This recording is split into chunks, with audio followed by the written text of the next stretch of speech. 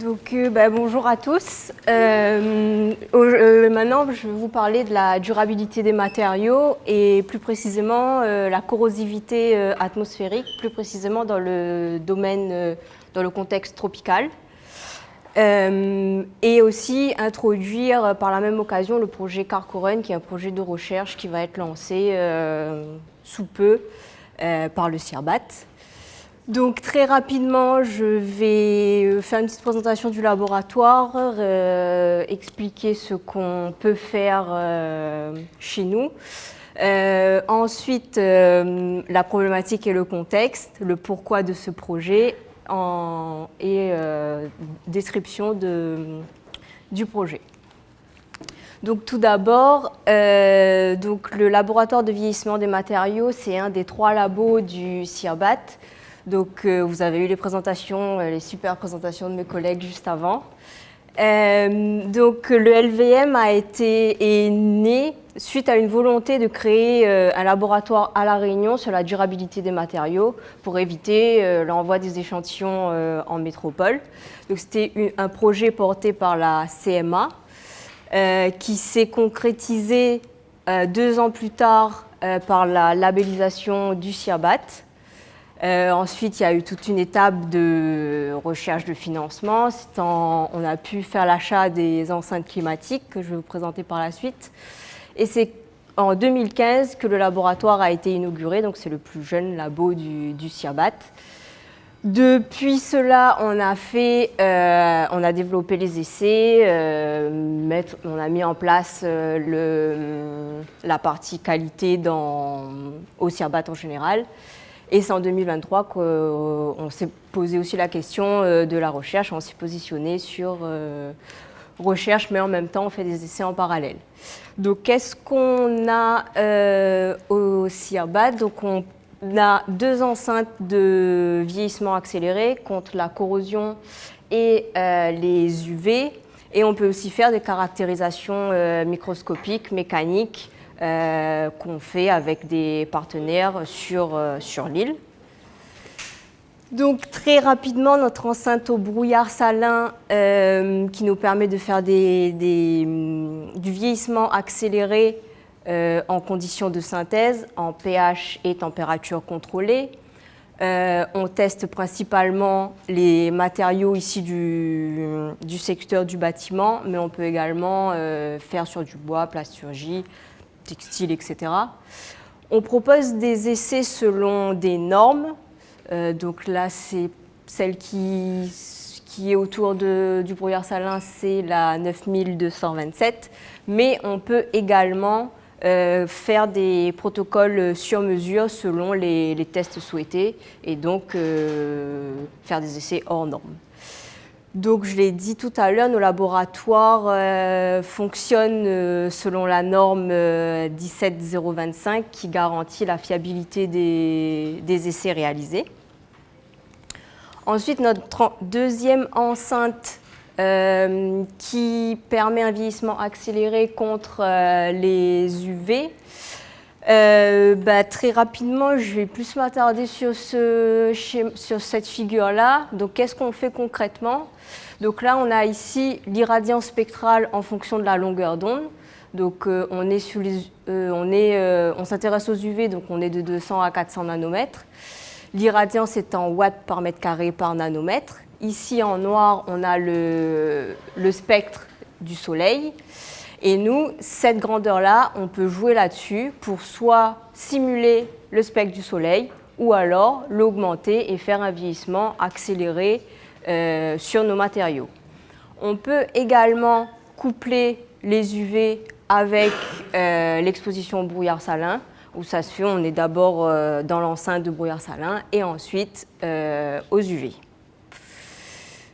Donc, ce qui nous mène maintenant un état des lieux du contexte local. Donc, depuis les dernières années, on a une augmentation du nombre d'ouvrages métalliques à La Réunion. Cette augmentation entraîne une hausse significative du taux de sinistres liés à la corrosion. Cette information nous a été remontée par l'AQC, l'Agence de qualité construction, les bureaux d'études et les assureurs. Et le problème, c'est qu'on constate des dégradations des matériaux prématurées, ce qui remet en cause la garantie décennale des entreprises. Donc, ceci entraîne des surcoûts de réparation qui n'étaient pas prévus. Donc, ici, rapidement, donc ça, c'est des photos. Donc, on n'est pas très loin d'ici, à Saint-Pierre. Une résidence qui a été réhabilitée en 2017, photo prise en 2023, donc soit 5 ans après, pardon. Ici, on peut voir en exposition extérieure les traces de corrosion sur les portails, mais également en exposition intérieure sur les garde-corps dans les cages d'escalier. Donc on est à proximité de la plage, de la mer. Hein. Donc ce qui nous amène à se poser la question des protections des ouvrages métalliques à La Réunion.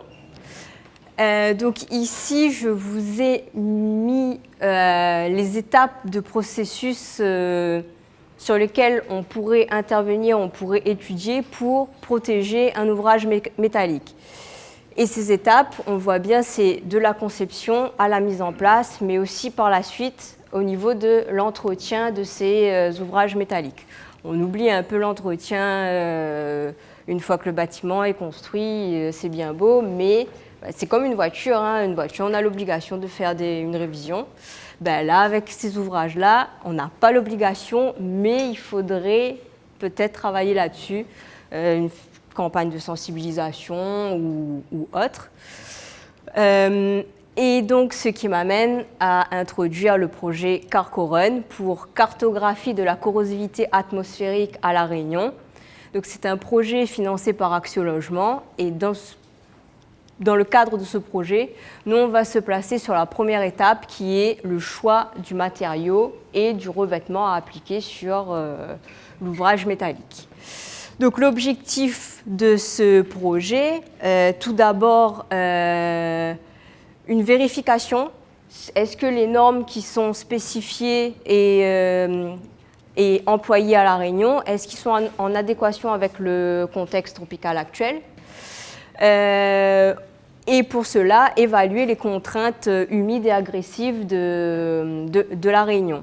Pour cela, on va s'inspirer de la norme 12-944-2 qui catégorise la corrosivité en 5 catégories. C1, corrosivité faible, jusqu'à C5, très élevée.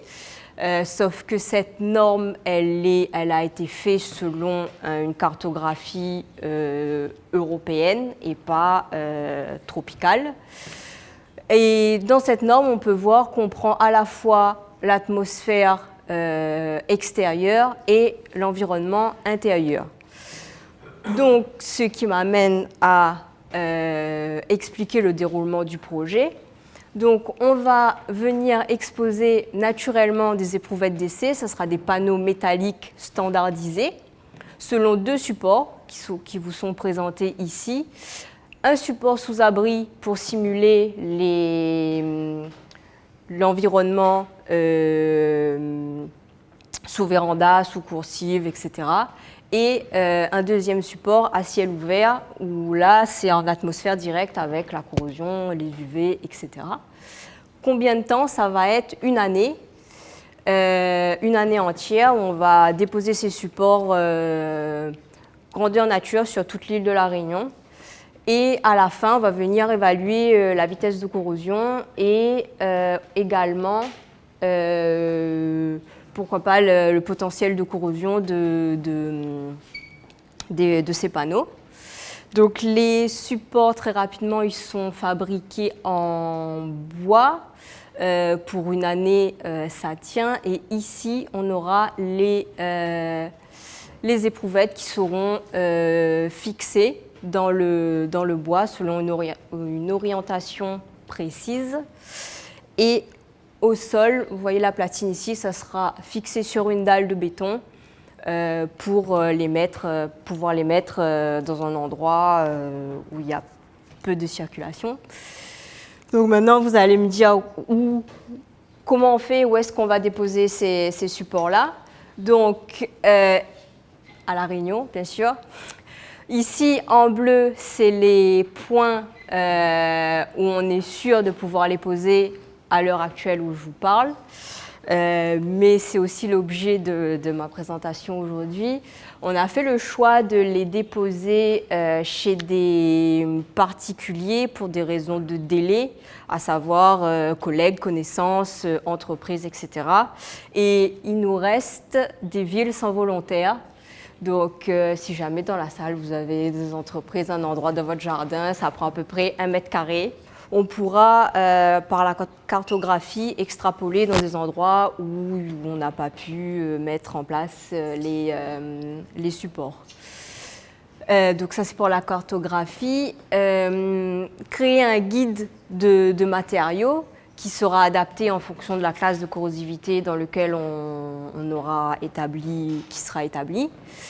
Et donc en finalité, qu'est-ce qu'on souhaite faire réellement, c'est accompagner les entreprises sur justifier le choix avec des matériaux adaptés pour telle ou telle altitude, proposer des recommandations professionnelles qui seront validées par les acteurs de la construction et aussi permettre de dire si est-ce que les normes qu'on applique actuellement ils sont ou pas en adéquation avec notre contexte. Et je vous ai remis ici mon petit processus de protection d'un ouvrage métallique, on va dire. Donc vous voyez, on n'est que ici à l'heure actuelle, donc le premier projet qui débute. Mais on peut aussi intervenir sur chaque étape. Et ça sera des projets à venir par la suite. Donc, je vous remercie pour votre attention et si vous avez des questions.